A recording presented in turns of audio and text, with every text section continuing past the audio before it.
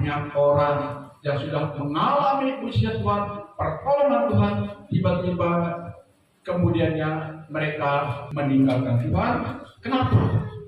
Manusia memiliki sifat labil, mudah berubah. Dan itulah yang dialami oleh murid-murid Tuhan. Ya, jangankan sekelas kita, manusia biasa. Sekelas murid-murid Tuhan saja yang setiap hari mereka ada bersama dengan Yesus, makan minum bersama dengan Yesus, kemana-mana bersama dengan Tuhan Yesus. Tapi ketika mereka diperhadapkan kepada sesuatu yang tidak sesuai dengan harapan mereka, padahal Yesus sudah menjanjikan, aku sekali-kali tidak akan meninggalkan engkau.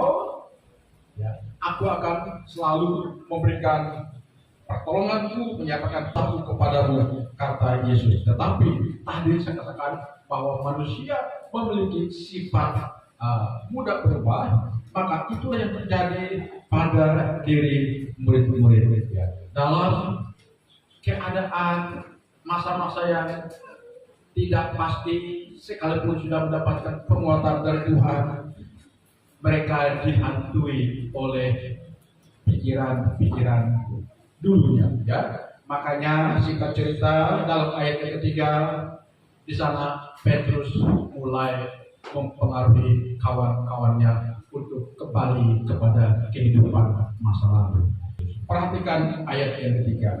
Kata Simon Petrus kepada mereka, aku pergi menangkap ikan. Artinya Petrus kembali ingin menekuni profesinya yang dulu sebelum dia menjadi pengikut Yesus.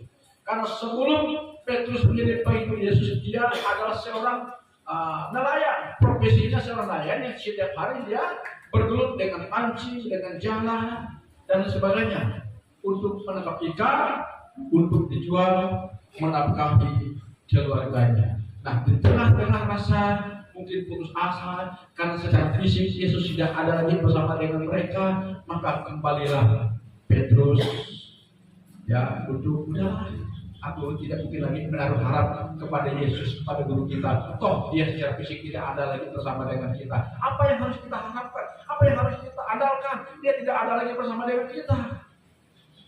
Sekalipun dia sudah pernah berkata, aku akan menyertai kalian, tapi secara fisik kenyataannya mungkin dia mikir pikiran Petrus, ya sudah tidak bersama dengan kita. Kita tidak tahu dari mana. Ya, makanya Petrus mempengaruhi kawan-kawannya. Aku pergi menangkap ikan. Aku kembali aja lah kepada profesiku yang lama. Aku kembali saja lah kepada kehidupanku yang lama. Maka kawan-kawannya juga mengatakan, kami juga pergi dengan engkau. Ya, hanya mereka pergi. Udah deh, kita kembali kepada profesi lama. Udah, masa bodoh dengan Yesus aja.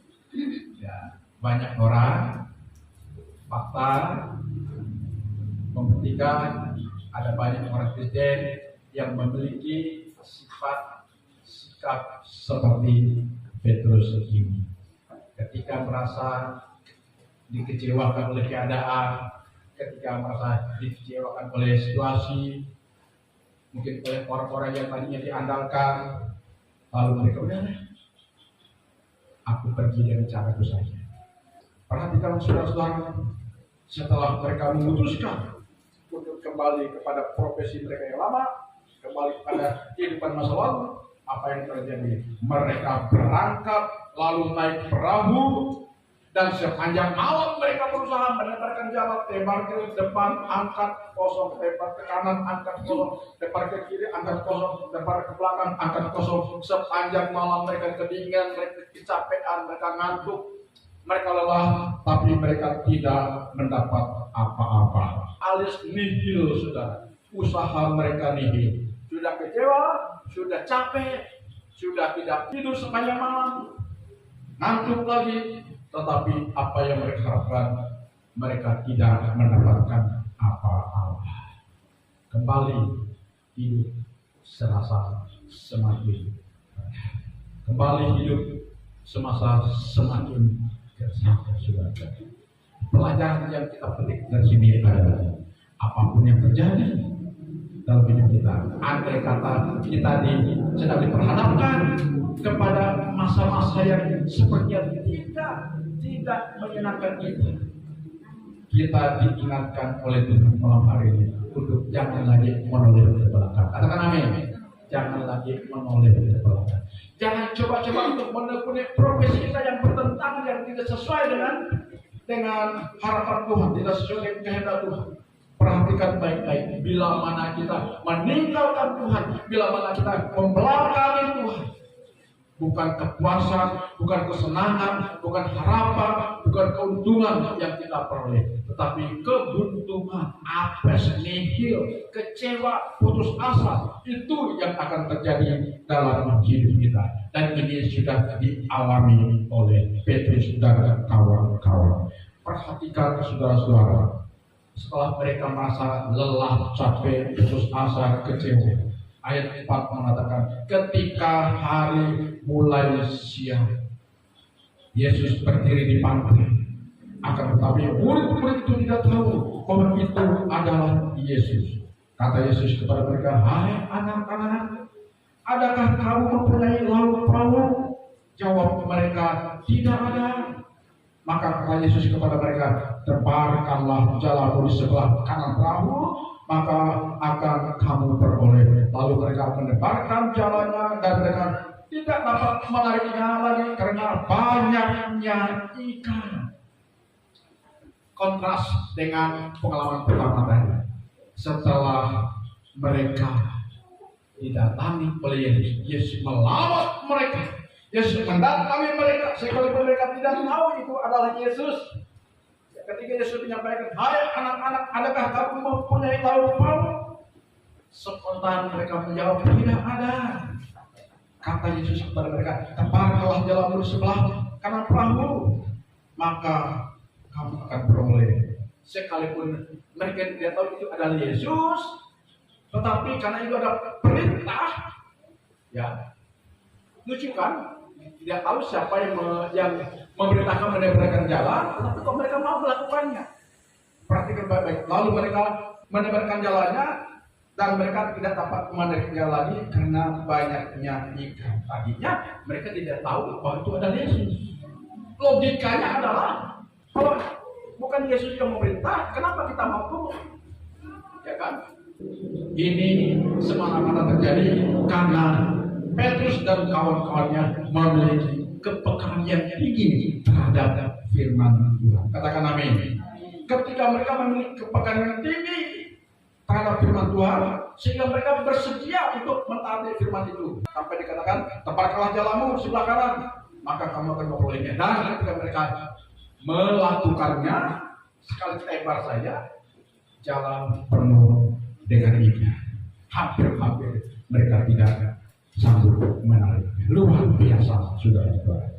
Artinya di sini seperti kemarin saya sudah katakan, di tengah-tengah tekanan hidup, di tengah-tengah situasi yang tidak menjanjikan, seolah harapan kita sudah sirna, tetapi jika kita masih memiliki iman akan kesanggupan dan kemahakuasaan Tuhan yang sanggup menolong itu. Dan jika kita masih memiliki tingkat kepekaan terhadap firman Tuhan, saya percaya mujizat pasti akan dinyatakan dalam hidup kita. Katakan amin. Jadi hari-hari ini di zaman yang semakin tidak pasti, ekonomi bangsa kita juga sedang dalam masa-masa goncangan, tetapi satu hal yang harus kita ingat dan percaya adalah jika Yesus tetap ada dalam hidup kita dan jika hidup kita tetap ada dalam kebersamaan dengan Yesus, percayalah kita pasti akan selalu mendapatkan pertolongan atau proteksi dari Tuhan Yesus. Katakan amin. Karena itu pelajaran yang kita petik dari sini adalah jangan pernah kita berpikir untuk berpaling dari Yesus. Yang pertama. Yang kedua, jangan pernah kita mengambil sebuah keputusan untuk meninggalkan Yesus. Jangankan meninggalkan, berpikir untuk meninggalkan Yesus saja jangan. Itu kata Tuhan. Karena jika kita meninggalkan Yesus, petaka sedang mengintai kita ke depan. bukan keadaan semakin baik jika kita meninggalkan Yesus, tapi petaka yang sangat mengerikan menunggu kita di depan kita. Karena itu hari ini kami sekali lagi mengingatkan kita supaya kita benar-benar tetap ada dalam jalinan keimanan dengan Yesus melalui iman dan penyerahan kita kepada Tuhan. Katakan amin. Saya percaya janji firman Tuhan kepada kita bahwa rancangan terbaik Tuhan akan Tuhan nyatakan kepada kita anak-anak.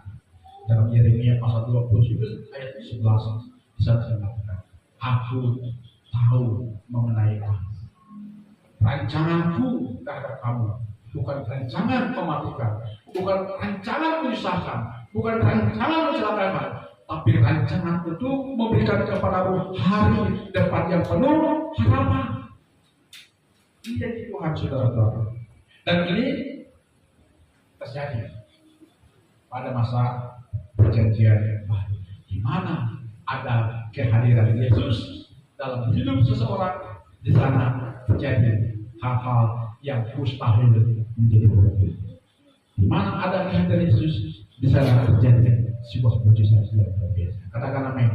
Karena itu di akhir zaman ini, di tahun 2025 ini, marilah target oriented kita, goal kita adalah menghadirkan Yesus dalam hidup kita. Katakan amin.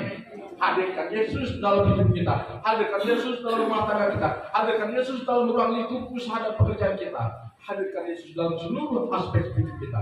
Maka percayalah, di tengah-tengah rasa ketidakpercayaan kita, di tengah-tengah rasa mungkin kita tidak percaya akan kemampuan diri kita, percayalah ada kuasa pemberdayaan Tuhan dinyatakan kepada kita.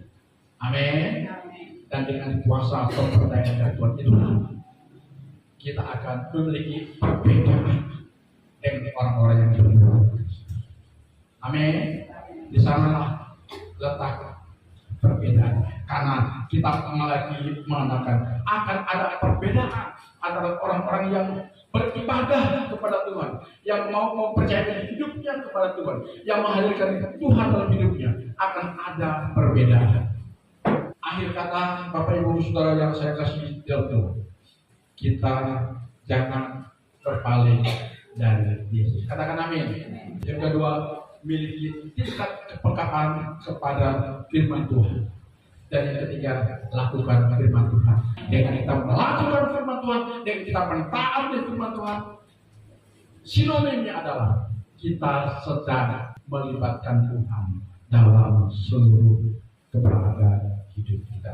Dan jika Tuhan sudah terlibat penuh dalam seluruh keberadaan hidup kita, tidak usah khawatir akan hari esok, tidak usah khawatir akan masa depan.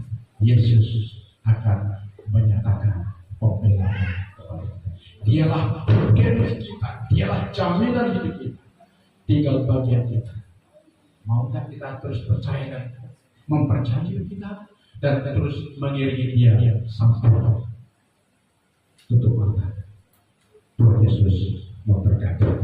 Haleluya, haleluya, haleluya.